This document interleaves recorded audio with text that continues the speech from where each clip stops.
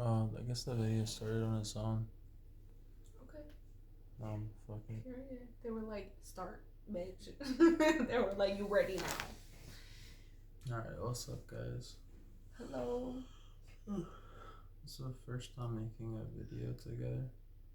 Yeah. Or pretty much in general that I wanted to have in public, I guess. I never prepared too many topics, but I know what I want to talk about. I'm just gonna lead the video today, but I wanted to start off with statement, maybe a bit of a question.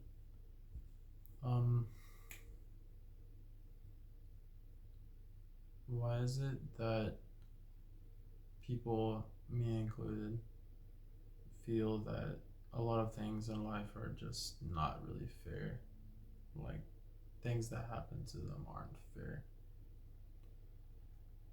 Um, like any pain that anyone would really feel, those people feel like they don't deserve that pain. Is that open for me to answer?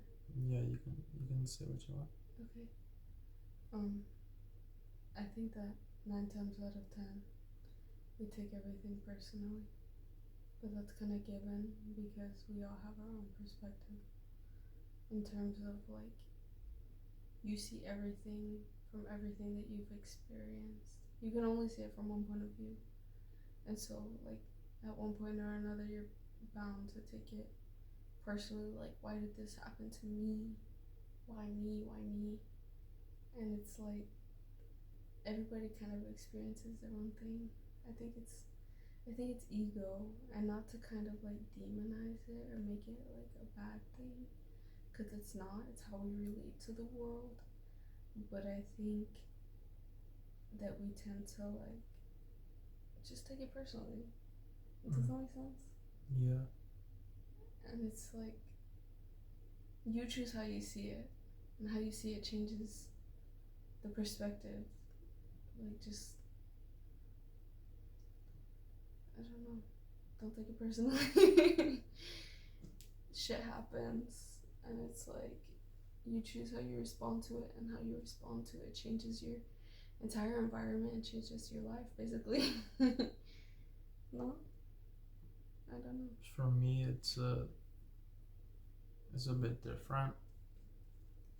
It has to do with knowing all of that and still feeling like it's not really fair. Like, someone could be mad about something and they hurt you, but it's neither of you guys' choice to exist.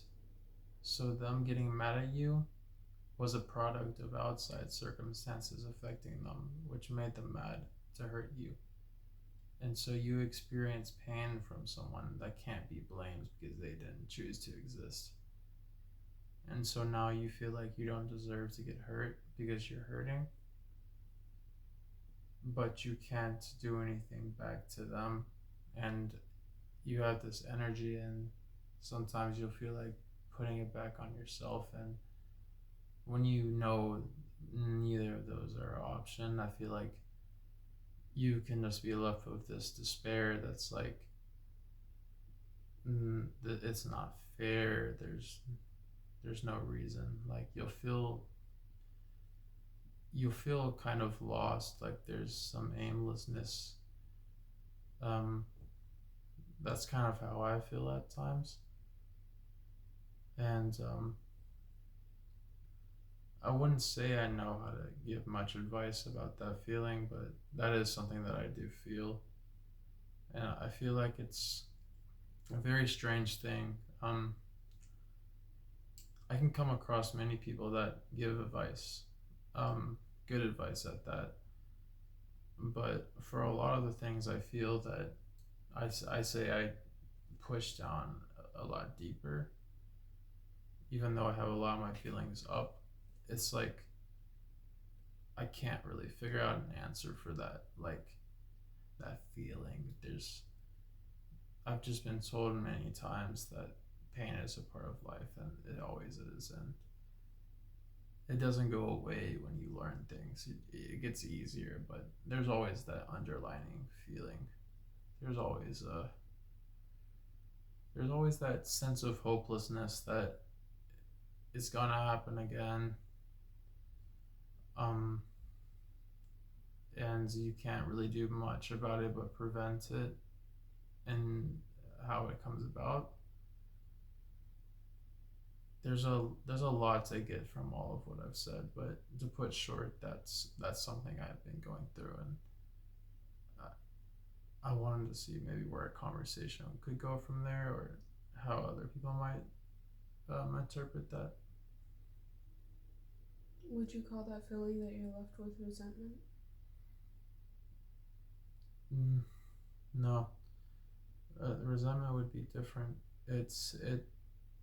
It has to do with me not blaming or feeling any sort of hate or disliking towards anyone. Like I don't have any resentments or hard feelings. I don't have an idea of someone or something in my mind that's bad because it hurt me or something. It's more like that lack of that, and it was there before, and to me it leaves me empty, and I feel like maybe that's the context of why I feel empty, but at the same time I feel as if how would we gauge if it was or wasn't? Is there a single person that is incapable of feeling resentment? Is there a single person that would say that they don't feel pain when they feel pain, or they don't wish they didn't feel pain, I don't think even when they don't blame others or anything, or have any resentment of that sort? I don't think it's about not feeling resentment or pain. I think it's more about what you do with it. I think it's inevitable at one point or another as a human to feel resentment and or pain, like it's just kind of given. I think everybody experiences that, but I mean, I think it's not a matter of like avoidance, but more of like how you think about it, how you go about it. It's I understand that. It's still strange to me because I can do all of those things, and I like to be alive. I like living. There's so much to life. There's so much to learn from it. So much things that make me a better person. Even though I don't want to say pain makes you a better person, it can, but so can good things or even just neutral things. Like I've experienced all of that, but it's still like it to me, like maybe explaining it on a more empathic level will paint a better picture, because it's beyond me feeling this um, sense of hopelessness for myself, but in turn for everyone else, because we all exist, really. Like it's not like we just all exist on this planet either. Like on other planets as well, like everything which is alive, it's capable of pain, and it would be impossible for those things to choose to exist, because like you can't do that. You can't not exist and then consent to existing. That's a contradiction. And so given that, it's like if you are not created by anything, but are you're spontaneously existing, how is that anyone's fault? You take away any blame at that point, so you have no direction for the energy of this despair, and you're not blaming yourself either. So it's not internal or external. It's this empathetic and just overall solo feeling of despair and feeling lost and feeling like it's like a cruel reality which you live in to some extent. And I don't want to go on for too long, but it's like I know that we don't live in hell. Some people say we live in hell because things are bad, but Before you continue, why do you talk about like blaming. That's what You're we like, do. that's true, but it's like you word it as if you can't go on without blaming somebody. And I get that it's kind of like a nature to want to blame somebody, but it's like shit happens. I don't know. It's not that I can't go on either. I understand that. It's more like the way you word it. It's like less about how you can't go on and more about how, like, how do I explain that? Like you. It's like it's just always there, no matter where you go. And it's like everyone will give you something, but they won't give you like an answer to that question, if you will. Like, if you can put what I'm saying into a question, they won't. I haven't come across that, and I haven't met anyone that has, and I don't deny that it could exist. I don't deny that there could be an answer. It's just like like many things. Like I haven't found one, and I feel like if there was an answer, it would have been in my face. But maybe it was the whole time type of thing. I still have this feeling, and I still have these questions though, and Do you think that it could be an attachment thing? Because I think like whenever we're not able to live in peace and it's like everybody's able to live in peace. Everybody's able to create their own reality. Like, but do you think that when somebody gets caught up in something like that, it's more just like I'm attached to this. I need to know this or else. I need to know this or else. And it's like that question that needs to be answered that's giving you this sense of like uneasiness and just like disturbing your peace that doesn't necessarily need to be answered in order for you to have peace. It could be just like attachment to this answer of something that you feel you need to know that doesn't necessarily like it that is not necessarily needed. I I can understand that, but it's like if you don't consider that question, I feel like you're trapping yourself in a loop in a way. It's the way I see it is like we are constantly learning and forgetting things, and all the time. We never really forget anything, but when we're in something, we're there, and there's not really anything else. We can get caught into that, and if something we suppress comes back to us, it's like we don't know how to deal with it. It can be even more overwhelming. And people talk about trauma and stuff like that, or that's a weird way to put it. People talk about how like suppressed memories and stuff, how they don't want to think about things like trigger words and stuff around all of those themes. And I'll admit I have my own. I'll stray away from a lot of things. Even just thinking about this kind of thing, I'll stray away from it. But like for me, this thing comes back, and I've been able to sit with it enough to realize that this thought, although very uncomfortable at times and very strange, it's not like trying to attack or hurt me. It's just another thought. And it's something that maybe I'm a bit obsessive over answering, but like it's something important to me. Like I feel like I have to know this, and I feel like I don't.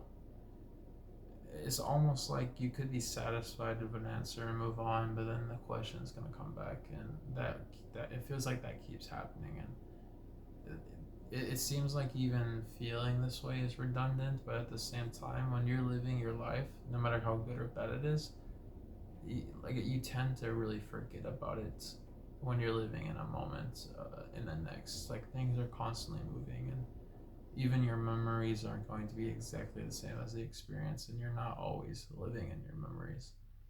So like with that, if you're just in this constant stream of life,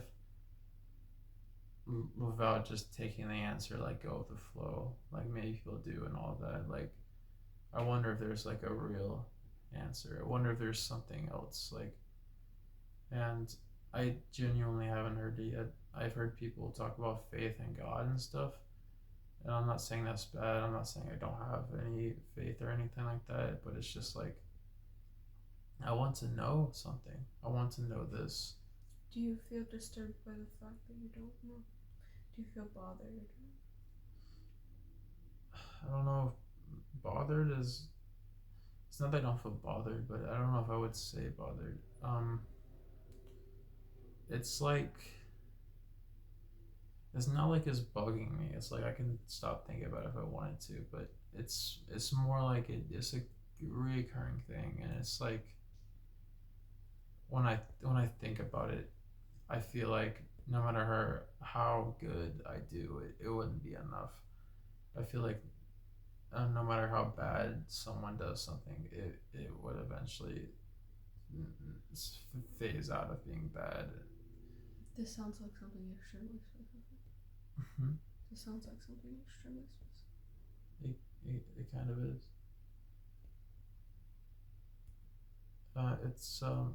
That's kind of how life is in a way, in my eyes. Um, it's it's it's and even then it's like, do you want something to last or do you want something to be ever new and constantly flowing? And even in that situation, it's like you're choosing between two things which you don't really even feel that much attachment to. That's when I feel like um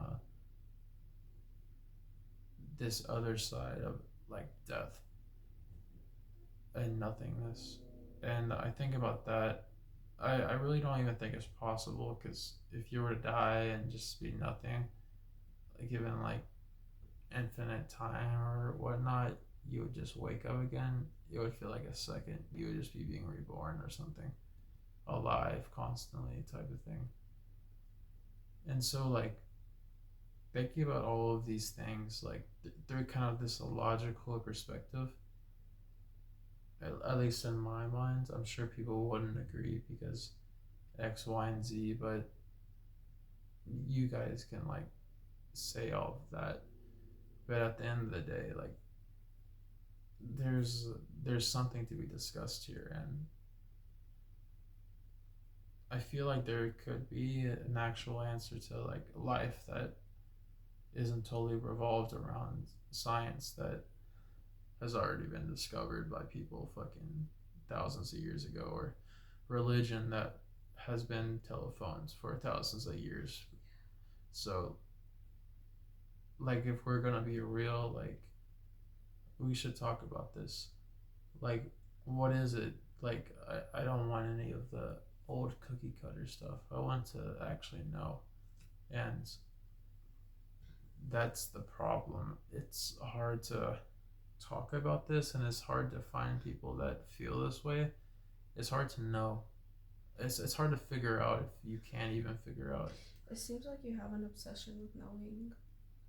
Like you're not at peace because you don't know, and you want to know so bad that you're not at peace because things come in time.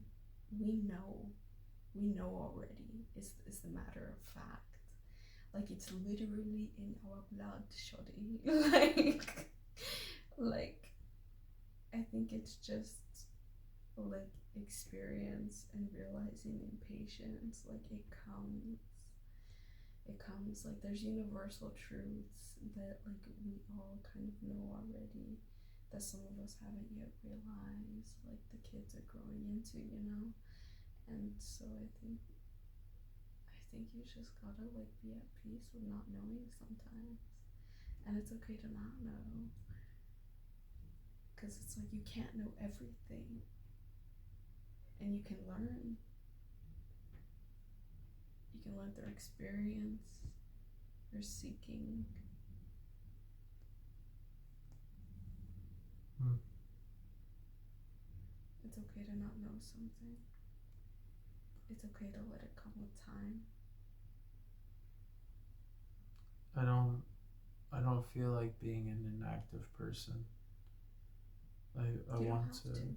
I want to be I want to take that initiative of my life because I've heard many times to give your life to God's hands and stuff, but it's not that I don't feel like I need God's guidance. It's not that I don't want to have a presence like the archetype of Jesus in my life, like a savior. Like it's not like I don't want some of a perfect loving God in my life and stuff. It's more so like putting all this trust in something outside of me.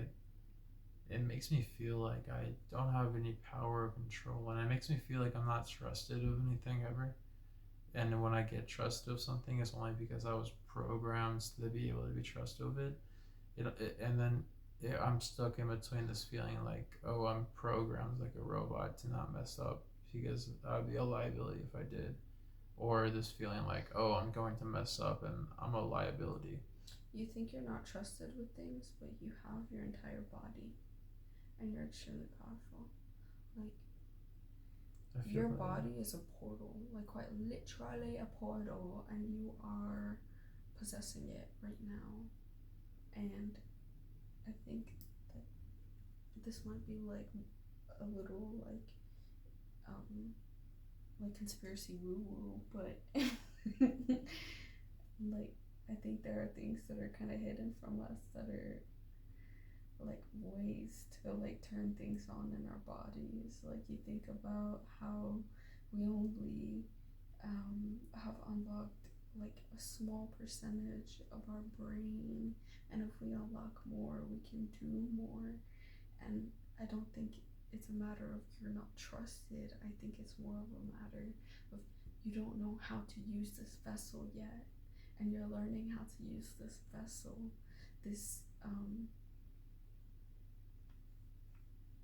this thing that you've been trusted with. They say that your body is your temple, and I believe that's so true. Just because, like, I don't know. I think it's so magical. Like our five senses. Like, how can you feel, see, taste, and touch? Like, just the, the question of that. Like, the fact that you exist, the fact that you're conscious in this body. I forgot what my point was, but I think you get it. it's a very vast thing. I know what you mean. There's there is a magic to it. I'd say magic is a strange word. Just the way we understand. When it comes to like the phrases, the word magic, and all of that, it's like, yeah, things are magical. But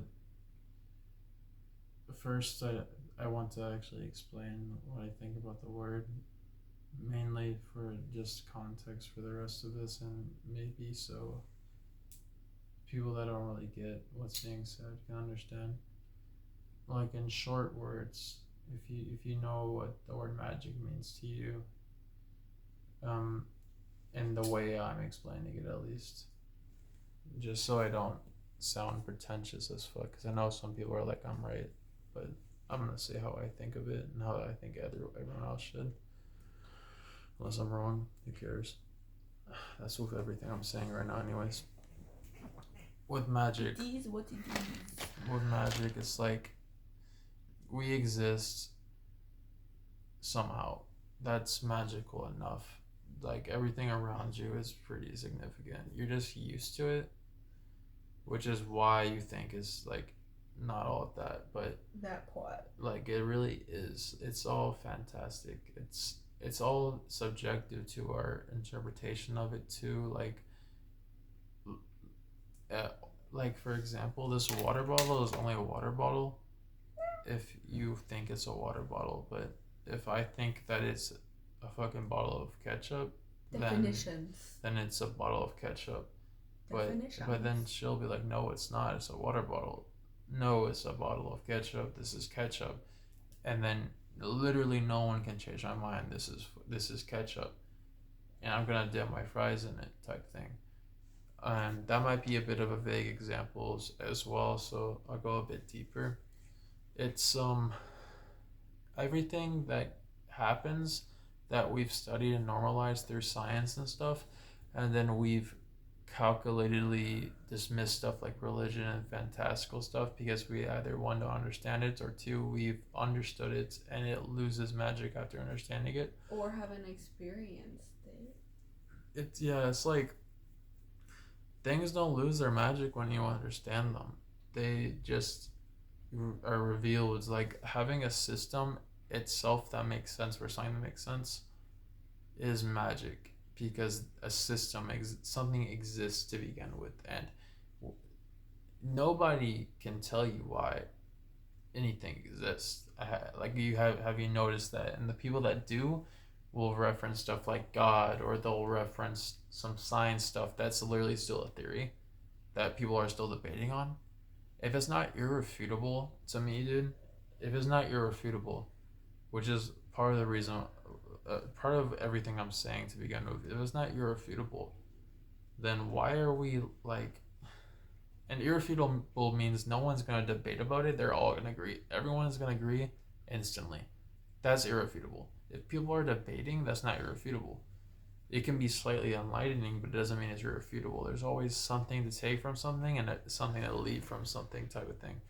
And so we don't know why we exist. That's so everything in general, what at all would be magical to me. And you can be like, that's fantastical, that brings too much fantastical elements into the world. And to that I'd say, well, sure, we can use another word other than magic, but at the same time, you could maybe understand how through this perspective it is quite miraculous that anything exists whatsoever, and so many things exist. Like throughout your whole life, up until the day you die, you probably see something new or hear something new or anything new every day, unless you're locked inside like a pitch dark room for your whole life. And you like, even then, your imagination could run wild and imagine infinite variations of stuff. Like right now, imagine if a book. No, okay, I'll just say some random if shit. If a book could shit. Yeah, like literally, like something like that. Like, like any fucking thing ever. There's an infinite word generator, bro. There's an infinite word generator, and it could just straight up fucking do all of that, right? It makes infinite sentences, everything, predicts everything. House, like Monster House. You know what I mean? Yes, everyone knows that. And just to get a little bit deeper, in case maybe some don't know what I'm talking about still, an alien planet has their own ideas and everything. Stuff like that, own languages, more or less items type thing, they live different ways, all that. They're going to have completely different things than us that go beyond anything we can even comprehend in any level. Like, so it doesn't have to be an alien planet. It's the one that's underground, under those mountains that I heard about. They're living in there. I feel like if they're under our ground, people seen them go inside of the mountain. I know it's true. If they live under our ground, it's probably like there's a whole there's a whole other planet under the earth. So like, you're telling me they never like went up and they were like checking us out? No, they go up and they do check us out. But they buy stuff from us with diamonds. Why are they interacting with us if we're nothing like them then? Like, because they need shit from us too. What are they? But like that's not the same as what I'm saying though. Like. Okay. Anyway. It could be maybe slightly, but like imagine the alien that was like 0% us. Other than the fact that they were alive, right? Imagine a living being that's not carbon based, that looks nothing like us whatsoever, that interacts with nothing like us whatsoever, blah blah blah, nothing like us whatsoever, completely different but equally as complex, infinite times over, infinite variations of infinite, completely differentnesses. And dude, that to me, that's the spectrum. Like, that's how complicated it can get. and that just brings me back to the point once again, dude, the question is to me, like, straight up, what is the point, you know? And if not, what is the point? What is this, like, what is the true answer is what I'm getting at. And I could be sad about it, I can be passionate about it, but really what I'm trying to understand is, how can we even start a conversation about that? Are there people out there that would like to, like, open-minded people? Are there people that are specifically not pretentious and won't use huge weird words that no one understands, and then, like, call people stupid and say they don't read books so they don't understand the big words? Are there any common people that speak normally that Can can I ask have you a that question? conversation? Yeah. How can anybody start a conversation about that if nobody knows the answer to that question? Well, that's the thing though. Like, people didn't know a lot of things before they started trying to figure it out. But it's not something that you can just figure out. Like, what is this? Like, that's a question for God. Like, But, that's like a question for well, after you die. You say that same. You're like, okay, well, so if I God got some knows questions it, for you, Shelley. You know, huh? if God knows it, then, like, it's known. So, like, that I can know it then. I mean, okay, I'll give you that actually, because it's making a little sense to me now. It could straight up just be like, I'm not supposed to know right now. Like, you would think, like, I think the things that we know are instilled in us, and so, like, I get your point of, like, somebody can know if God knows because we are of that, but at the same time, I think, like, what we're supposed to know right now is what we know, and, like, we seek and we can learn, but that, again, in and of its time, is what we know in the time that we're supposed to know it.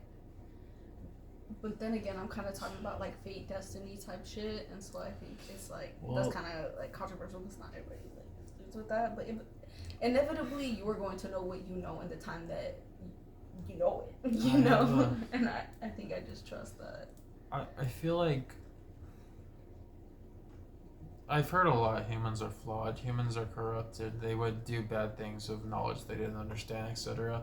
And sometimes they can be tempted. We in Minecraft, They can. it's kind of inedible. But there's some things that sway us that seem like everything exists at once almost. There's some things that sway us in this world, like temptation and stuff, like, and like, more perfect worlds, like, because I feel like there can be forms of perfect worlds.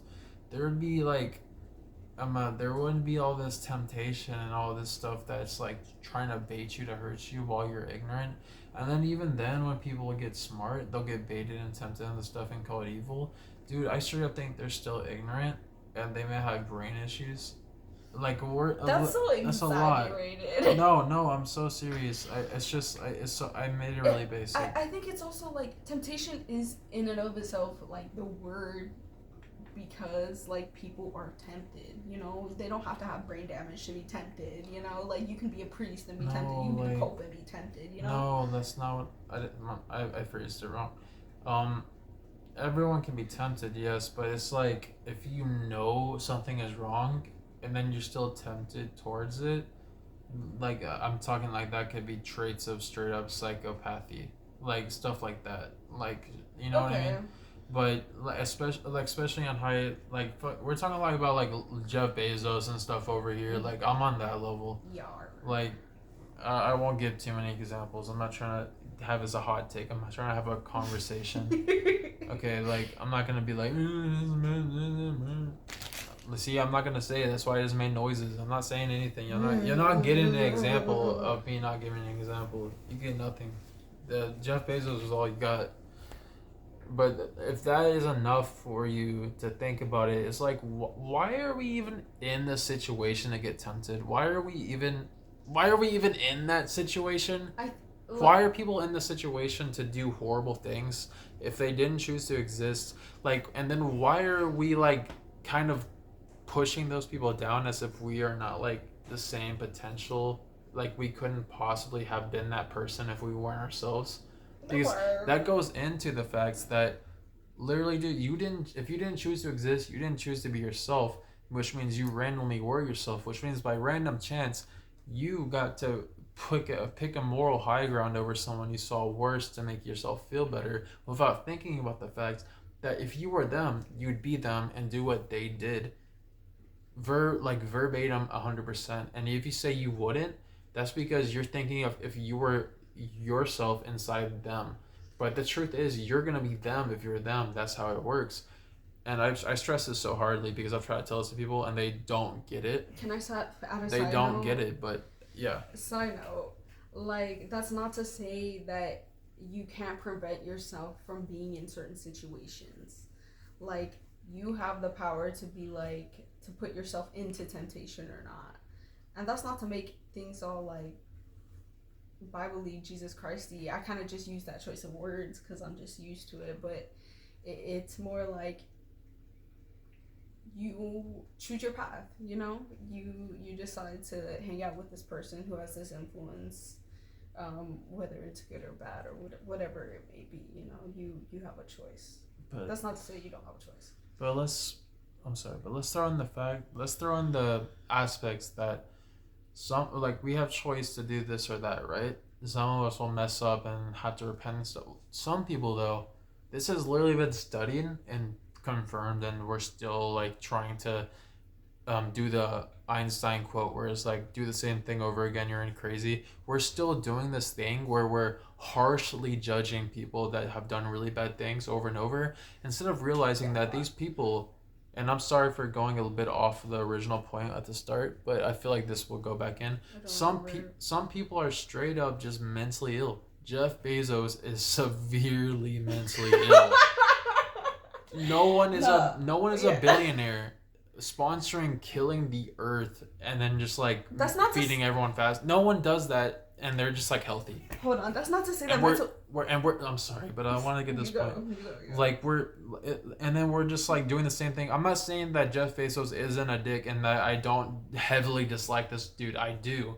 But why are we going and bullying him instead of like maybe trying to study how to communicate with psychopaths and change them to maybe somehow neurally develop empathy through some means or whatever, so we can actually help the world instead of just like doing probably what they want us to do, spread hatred. Because you know what hatred does? Nothing. It actually distracts us, uses all of our energy, and makes us unintelligent, and actually makes it so we will storm out of anger into a situation which is highly likely to kill us, like if it goes wrong. Dude, it is so dumb, and I'm not angry when I'm saying this. I seem angry when I'm like this, but I'm very passionate about the point. It might be a use of my anger energy to push a point, but I'm not mad, okay? I just want to get out of the way. I don't want to scare anyone. But dude, we need to change the way we're doing things. And again, this is besides the first point of the video, but I have many things I want to talk about, and this point goes into the second point, as in if we can help others, we can more easily come to the a group of trying to understand what we're trying to understand. Because dude, if we're doing the same thing over, like hating over and over again is what we're doing over and over again, if we keep doing that, we're stuck on a base level. And why are we doing that when we can be figuring out how to have a better world and figuring out what is even happening to begin with? Because none of us really know. It's also like the reason you're hating is because you like, you know, everything is a reflection of you. And I say that as in like, you know, everything from your own experience and your own prejudice, your own like preconceptions and things like that. I'm free? Sorry, I'm listening. I'm just like, you know. And I forgot what I was saying. I'm sorry. That's okay. I just wanted like, you know, everything from your preconceptions and shit, and so like you're bound to see everything from that point of view. But other than that, I did forget what my point was. Yeah. That is, I know. I kind of see what you mean though. Like, yeah, and that actually goes into another thing, which I'm glad you mentioned. Preconceptions are heavy on it too. You don't have to be a psychopath to be Jeff Bezos level. There's various reasons why anyone can be any level of bad. Like, for example, did you know that motherfucker? Can I curse on YouTube? I don't know.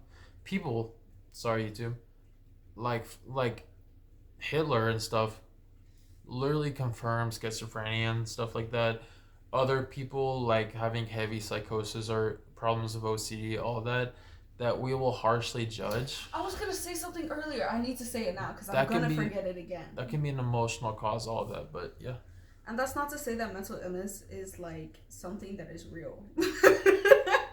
Like I understand what you mean when like these I people think can it be is. like off the rails, which I get, but I also think that something like mental illness is something that we like invented in a sense that like, oh, you're too like off brand for this society. You don't belong here, Well, like this and that. And that's not to say that fucking serial killers are valid or in any way, shape, or form, but that's like to say like these people function differently and we don't understand how they function.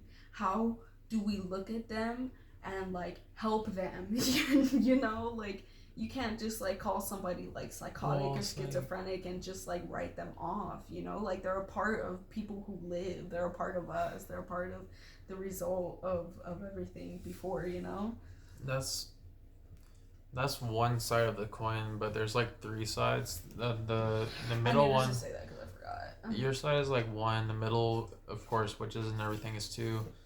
Well, but without the coin metaphor, I'm just gonna say this: like, mental illness has been like in a lot of high media cases, mental illness is straight up like either we're gonna have you able to work for us healthy, or we're going to harshly judge you because we think you're uncurable type of mental health research, and those are what gets the mental health stigma so high. You either Like, function for society or you don't. but those 2 points aren't what I'm trying to go on about. It's more like mental illness, accurately described, isn't to say that people with OCD are it means that everything that they're doing is bad.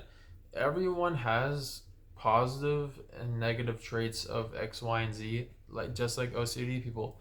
People with OCD can get very severe, and you can kind of guess how that goes. And I'm not talking about cleaning severe. I'm talking about, oh, I'm going to be X, Y, and Z horrible person, and they can't get it out of their heads because they're scared of that. I won't go into too much detail because controversial once again. But also, um, when understood, OCD can be like extremely valid aspects for people day to day lives, and so I feel like it has to go into integration of who you are as a person, what you're predisposed as, and building your strengths. But we don't build strengths. We either discard people because we see them as weak, or we take their money to turn them into someone to make us more money. And I'm talking America in this aspect. I'm sure other places too, but we're American. This is my personal perspective based on living here, and historically wise is true as well. It started with Bernays and everything, but let's not get too book nerdy here because I know a lot of people that watch this will call me a loser for that, and I am insecure about it. But basically, like, we are going to have to be in the middle. Like, these aspects that make someone mentally ill just means they're super negative and deep down the line of the negative traits of what they already have. When you say someone's OCD or schizophrenic, you're not saying the whole part of them is bad. I'll say it again. You're not saying everything about them is bad that makes them function. You're saying that they probably had a horrible upbringing or something really bad happened in their life, or they were just straight up misguided and brought into something bad in their life, and that's what causes it. Like, I'll give a physical example, like a more poetic example. Before you give the example, I'm gonna forget it. Okay. I'm sorry. We don't have good memory. The physical example. I'm gonna try to remember my point. Okay, the physical example is like this. Okay, you can kind of like drink coffee, right? and this might be a bit of a skewed example, but it's hard to actually think of like a perfect one. You can either drink coffee, right? Because you would like to drink coffee, assuming you like coffee. You drink it. That's all good. That's all cool. Coffee is great, but what if you just decide to pour coffee into like one of just pour coffee into your stink hole for like no reason? Like, would you enjoy that? I mean, maybe some people would, most people wouldn't, but you could do that with coffee. You know what else you can do with coffee? You can like just throw it in the air and start clapping as it falls down and get it everywhere. Like, why would you want to do that? But you can do that. So the thing is, coffee has a use to drink it. And we all agree drinking coffee is good. So we say coffee is good. But pouring it up your hole, that's not good. Just like splashing it around everywhere, that's not good. But those are things you can do with coffee. So why are we saying that that describes what coffee is? Why are we saying drinking coffee is what coffee is when we can do so much more things with it? Wait, why? It What is applies your to point? this applies to everything, is what I'm saying. The aspects of which exist within us are entirely neutral, just like everything else is, and it can be swayed to good or bad things, like every single time. And so when I'm saying mental illness, I'm not saying what is in us is bad. Or what I'm interpreting what you're saying, but I've also thought as well. It's more like it's okay. It's more like it could be bad, it could be good, depending on outside circumstances, etc., or even just like birth defects could have it happen. I mean, bad and good is also like extremely subjective to the person. I mean, starving children in Africa and then destroying the world of oil seems pretty unsubjective, but like maybe somehow people think it's good somewhere else. It, I know what you mean, but at the same time, it's like let's be real. Like mass opinion could be swayed on most things. Like we don't want people to be doing climate change. Most people don't want that, even if they don't think it's real. Like even if they don't think climate change is real, and I'm sorry to keep talking. Even if they don't think climate change is real, if they thought it was, they wouldn't like it. Okay, so we're not doing politics here. I'm not doing a politics thing. I'm doing a if everyone thought that this was happening, most people would not like it. Even the people that think it is not happening, if they thought it was, they wouldn't like it. You know what I mean? So it's more like if everyone believes something, statistically, do they like it more or do they like it less? And I'm going to wager most people would not like destroying the earth, even if they don't believe it's happening. So that's kind of the point I'm getting at, and it goes back to the coffee metaphor. Most people don't want to pour coffee up their bum unless maybe they're gonna get enema. I heard you can do that, but don't ask me why. Or they're like not trying to throw it on the ground and splash it unless they're just like having a silly day, I guess. But like you don't want to clean that up. Little like, Carl in the toilet like, at the preschool. Like, no, he's goated though. That was the worst thing ever. No, he's actually goated. Like, and he had no change of clothes. No, he's gonna grow up to be a great guy. I pray for Carl. But I'm sorry, I talked to a lot, but I've got my point. He looked like a little old man. Oh, he's cute though. Anyways, I still kind of don't get your point. Call me dumb. I don't know. I don't care. But it's just like, that's fair. Neutrally wise, explaining it, everything within you has the potential to manifest into something good or manifest into something bad. And then again, good and bad is subjective, and I think it's based on the feelings of the people. And that's so true. Like, of course, like, based on the feelings of the people, like, we don't want other people starving. I mean, unless you just genuinely don't care. But think about it. Okay, let's think about it on a smaller scale, because I gave a big scale example, and that's probably the reason why it's like, so it's broad, so it's really hard to. Okay. If your friend likes lasagna, and you don't like lasagna, if you make lasagna, you give it to your friends, but you don't eat it. But mental illness could be like, I have to eat it, so I don't feel bad that I'm not eating it, but my friend is. No, you make lasagna, and your friend likes it, but your other friend doesn't. and now you are okay of not eating it, or I don't know, like you don't like lasagna, they like lasagna, but their friend doesn't. That's the example. You're okay of not eating it, and their friend is gonna eat it, but their friend, but the other friend is like, I don't want to eat it, but I feel bad if I don't eat it because they're eating it, and so they're telling you that. So like in that situation, it's like, okay, I made lasagna because I like it, which is good for me, and my friend likes it, which is good for them. But now the other friend doesn't like it, and they feel bad for not eating it. So now you feel like there's this moral conflict where the subjectivity comes in the hand, bad versus good.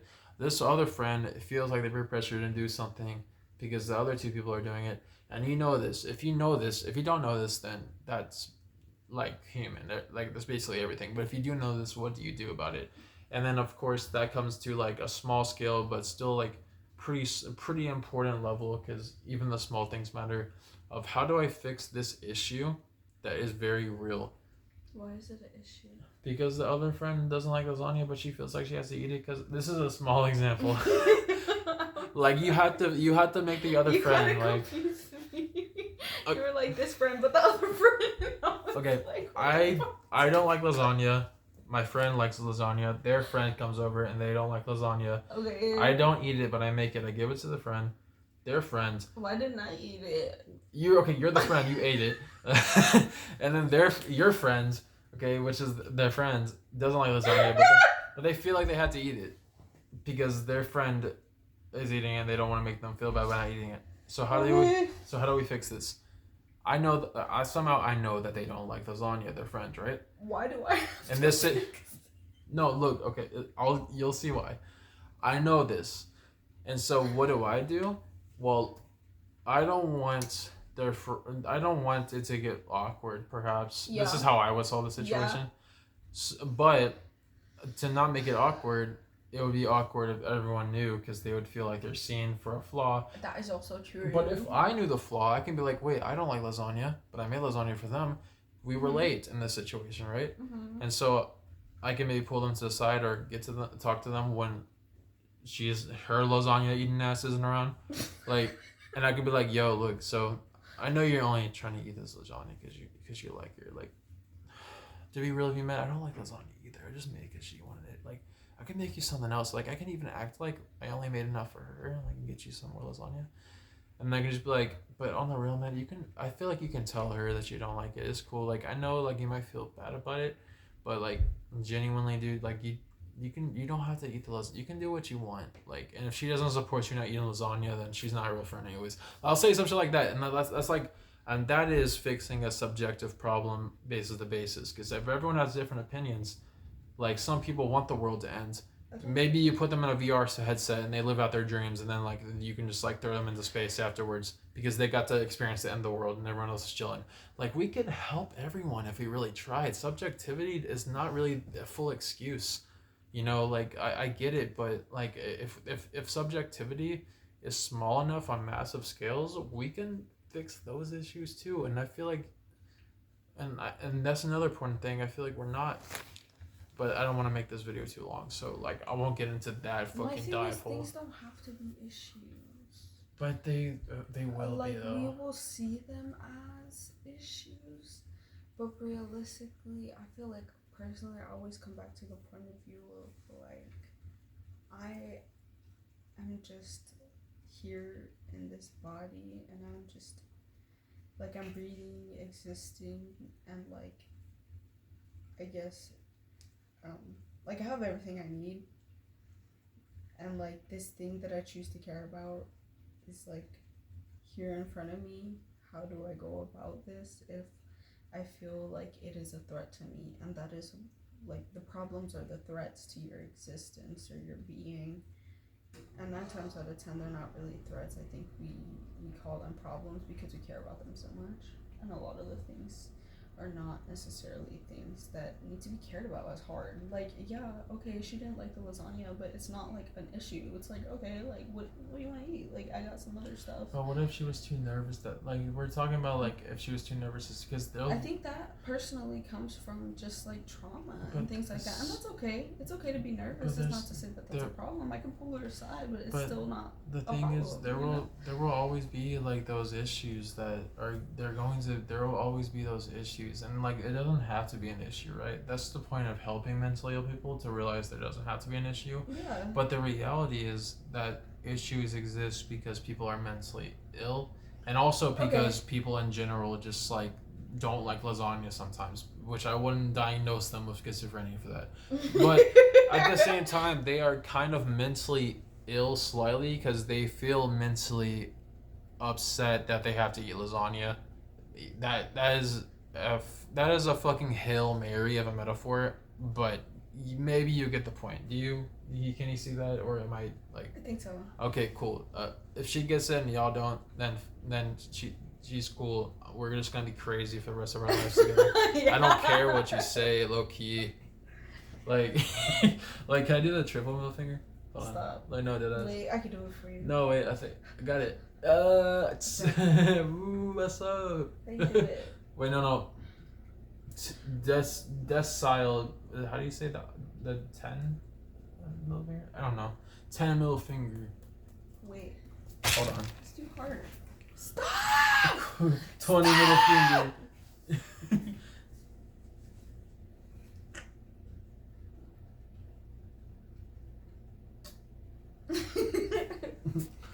You did a heart. Yeah. Wait, what the fuck is this? This is like fucking Picasso? Picasso. What is this? Like this is an 8? We're doing a double heart right now. This is just like, oh, the light went out. Okay. Well, anything else you want to say? I'm not gonna lie, I still don't get your point. About what? Like, it's like the coffee. I could pour it on my booty. Oh, well, it's kind of hard to explain. Okay. Like It's like I get it, but it's hard to explain to other people, I guess. Okay. But I get. No, I don't get shit. Really? I'm so sorry. It's fine. The fact of the matter is, I just gotta find a better way to say it. I get that it is subjective to people. Yeah, but what is, and I mean, whenever you use the coffee metaphor, I'm thinking, like, okay, what did we originally make the coffee for? Its use, okay? But what is its use for? But we didn't make coffee. Like coffee just exists, like. Well, yeah, you can but do we did actually make it for it to exist. Well, you can do anything. We're creators with our hands. You can do anything with anything, is my point. Okay. Yeah. And we only recognize something for its good or bad qualities instead of its neutrality and potential on both spectrums. Not necessarily. I think it's also like perspective. Most of the time we do, though. I mean, perspective. I mean, we call things good and bad. It's the fact that we're not open-minded enough to realize that things aren't inherently any way whatsoever. Things just are. Yeah. Okay, that goes back to the other point. I forgot. It's okay. I forgot. Nah, man. She been it smoking. Went back to a point. She been smoking too much crusty. She been smoking too much chum bucket. I don't know. She been smoking too much Fortnite cards is what she's been smoking. Too much Fortnite cards.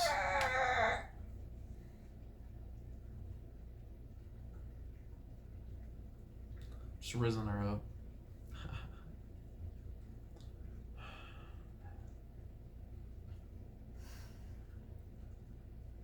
I hate you! Wait, the video's still going? What's still going?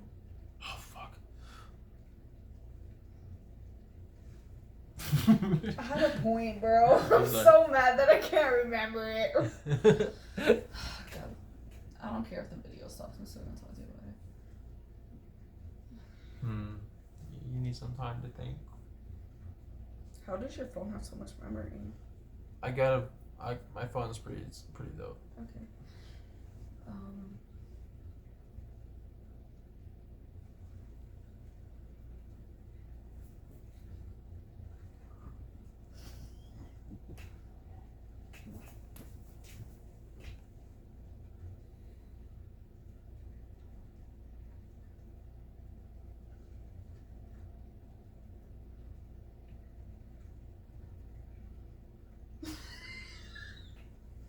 I can't. Y'all still watching? Stop. Why? Like, stop watching this video. Tyler, I can't focus. I can't focus when you do bullshit. I'm sorry. Like, what the fuck were we talking about? Like, coffee metaphor and all that. Yeah, that's the only thing I'm thinking of. Like, coffee on my hand. What the fuck? I don't know, man. Fuck, I'm trying to remember too, actually. Fuck. Okay, so The judgment of it, good and bad. And I was saying everything was neutral. Oh, you were saying something earlier, and I was gonna add to that point, but you always like keep talking. Like, well, I was saying the meat in the middle point. Well, I mean, the meat in the middle point. I want to add on to it because, like, I think everything is where we have to meet in the middle. Like, that's how we have peace. Like, right in the middle. And that's, look, I say that because everything exists. Everything just is. And there's gonna be the schizophrenic, like, extremist over here. There's gonna be whatever other extremist that is completely opposite to that. You can make any other example, but my thing about it is, like, how do we exist at peace? And you meet in the middle with those people, and that's not to say, like, I think the only problem is when people try to control other people. So when we're saying meet in the middle, I think I know what you mean, but it sounds a little bit weird, because to me, that's like, if everyone's meeting in the middle, then that means, like, in my head at least, in some ways, even though I know this isn't exactly what you mean, I have to meet in the middle of everything and sacrifice my entire self, or I have to meet in the middle with the most extreme thing I disagree with at all, and that is gonna mostly overtake me, which is, like, gonna crush me up in order for me to be in the middle, and they're gonna be crushed up to a point which is like this. Like, it's a weird, like, the middle ground point there is weird to me.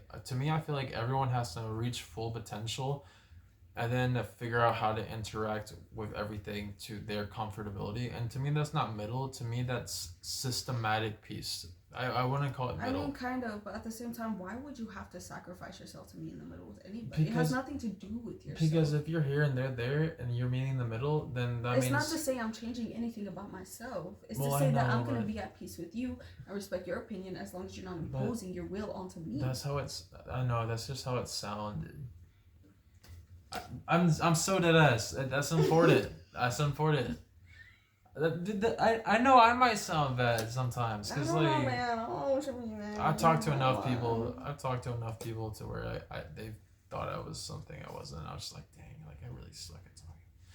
You know, like, I get what you mean when you say you have to, like kind of, like, up yourself in order to figure out who you are, in order to interact with these people at the same time. Because at the same time, like, you know, the 13-year-olds, they don't know who they are yet. They're susceptible to being these other people they're influenced by. So I understand that point, but at the same time, like, that's like everybody. I feel like that's just like what's it called, like a canon event. Like, you're gonna have to be like you're gonna have to, like, kind of, like, be influenced by all of these things, and then after that, like, review all of that once you're, like, at the realization that you can change your mind, and, like, then, like, kind of nitpick out, like, what is true to you, because you're always gonna come from a background that is just everything influenced.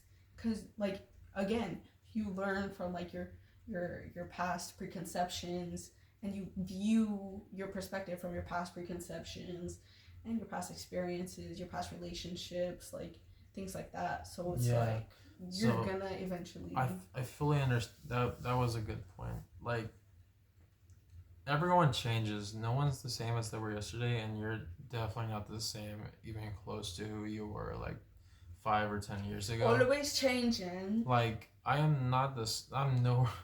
Like you look back a year ago and you're like, oh, I was different. You look back a year ago and you're like, oh, in a way, we're all the same, like as one type of thing. But like, and even we're very similar to our past selves in a lot of ways. But I am more not like my old self than I am like it. And so sacrificing yourself, like if I were to be opposed to any form of sacrificing myself to change for others or the world at like 13, I would remain like as immature as a 13-year-old, right? And then I enjoy my life more now and I feel more connected with myself. So I get it. You have to sacrifice parts of yourself that probably aren't even for you to become more of yourself through interacting with the world. So that does make sense. Honestly, that makes perfect sense. I don't think you necessarily have to sacrifice. But I think it's called that's a harsh sacrifice word. in hindsight. It's a harsh word.